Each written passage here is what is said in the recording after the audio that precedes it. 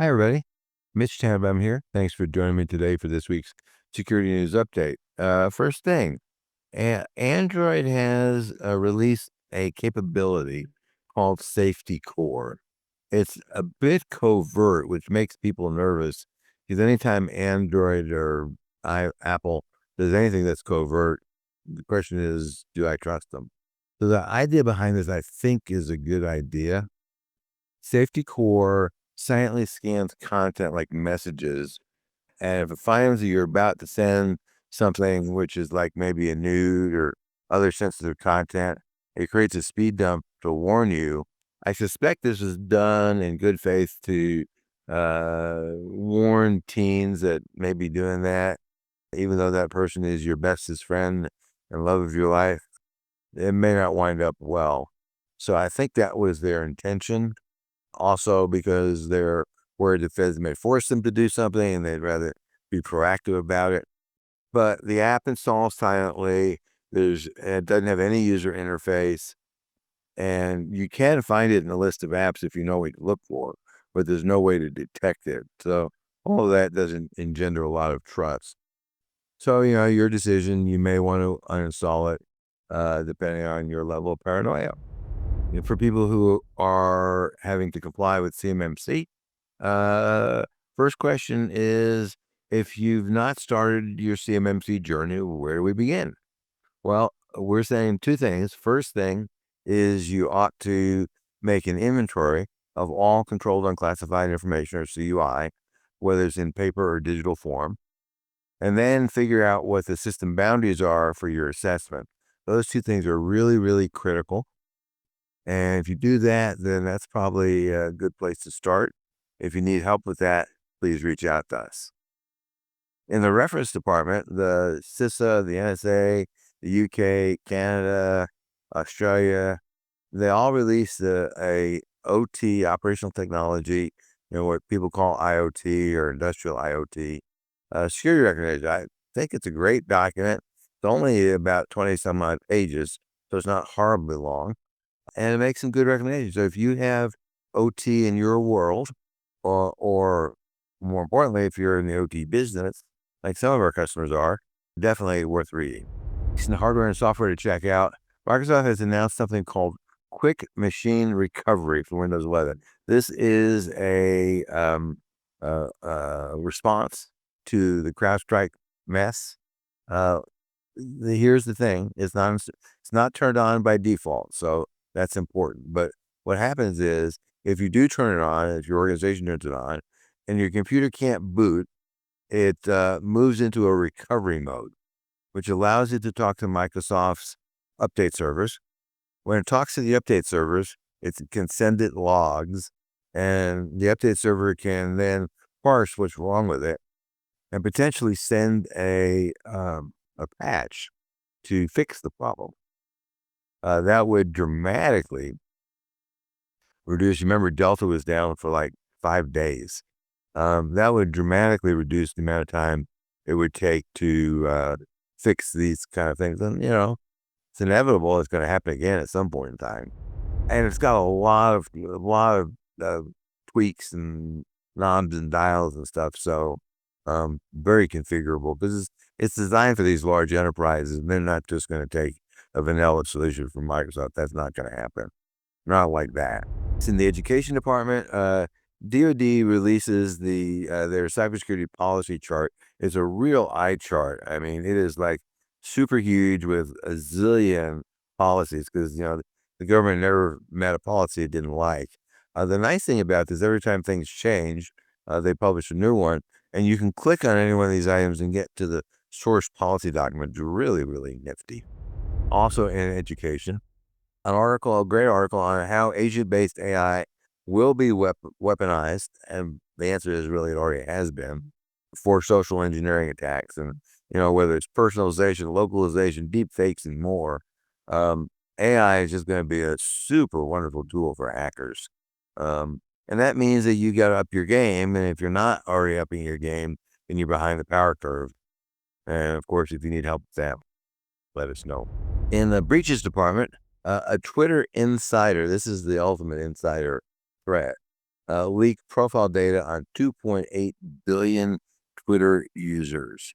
Apparently, this data was stolen by an employee who was upset during the mass Twitter layoffs. And, this is kind of what happens when you don't really have a good plan for how you're going to lay off a lot of people. So if you're a Twitter user, know that your profile data is likely in this dump unless somehow, uh, magic occurred. And then he merged that with an earlier Twitter leak and this combined data set with the two sets of data generated 2.1 billion of slightly less records. So, in either case, it's more than 2 billion, less than 3 billion, a lot of records. And now we're talking about another Oracle breach. This is a different one. This time it's Cerner. That's the electronic health record company that Oracle bought a couple of years ago. They're trying not to create a litigation paper trail, which I think is hilarious. They told their customers, "Oh, don't send us an email because we're not going to respond to it. Call us on the phone." All right, well, whatever. I'm sure that'll last until discovery happens. Oracle has said that they'll pay for the cost of credit monitoring and also the cost of notifying patients. But unlike the last massive one, they're not going to notify the patients. What that means, assuming they don't change, um, is that you, as a customer of some doctor, might get a dozen or more breach notification records announcements because, they all use Cerner and they're all required to send out their own notifications. And, for small practices, it gets very expensive now. I mean, in theory, Oracle says they're going to pay, which is going to be a large bill, right? If they have, tens of thousands of practices and those practices have thousands of patients, or in some cases, tens of thousands or more. If they're a big hospital, they have millions of patients because, the hospitals keep records forever. You know, that could be a large bill.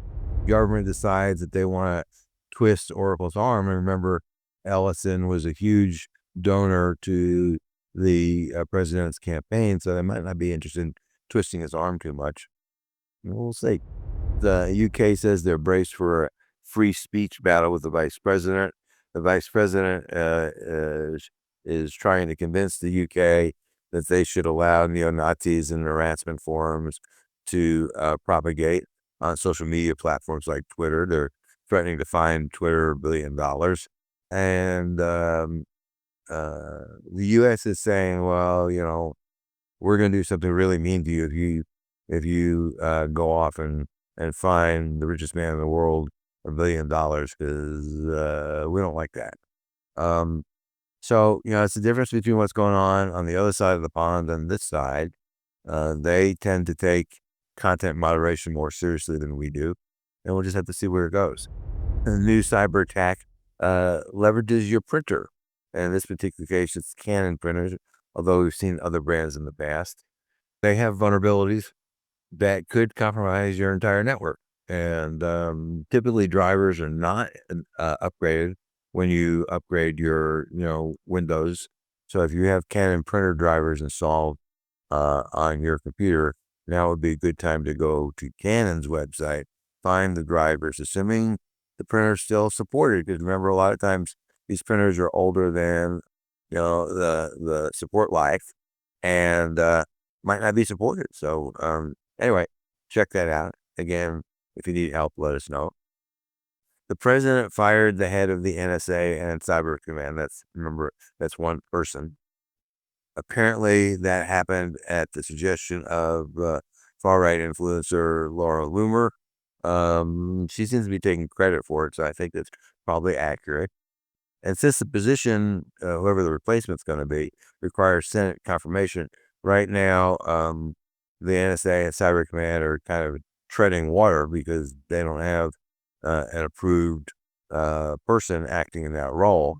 So now they have someone, acting in the role of position that typically does not, that person typically does not do much because they're a caretaker because they don't really have any authority to do anything. That's all then is not very good for U.S. security. Typically, the way this happens, if you want to replace that person, is you get the Senate to confirm a new person first, and then the old person leaves. But that's not the way this happens. And in the news bites for the week, Signal downloads after Signalgate are soaring. I guess people figure it was good enough for war plans, then it's good enough for me. Security company Sophos says that stealing data took about 72.8 hours on average after the hackers got in. This is based on their incident response service that they do for clients. EU is the most recent organization to push for encryption backdoors and end-to-end encrypted apps.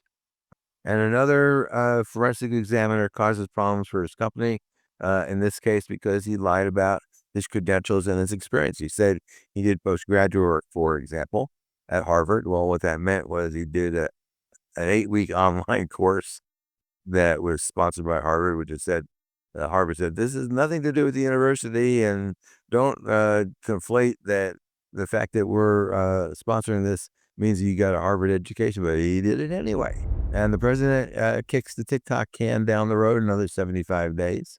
And we'll see whether, he gets any bites on, the challenge with the TikTok sale, of course, is the Chinese government has to agree. There's lots of people in the United States, I'd say lots, a handful of people in the United States who would be willing to buy it at some price. Whether that's a price that is acceptable to China is unclear. And China has already said the algorithm is not for sale, but that doesn't mean it really isn't for sale. So it's just a mess, and we won't know for another 75 days what's going on. And maybe he'll kick the can down the road another 75 days. I don't know. Until next time, stay safe. And if any of these things are things that we can help you with, please reach out to us. Thanks for listening.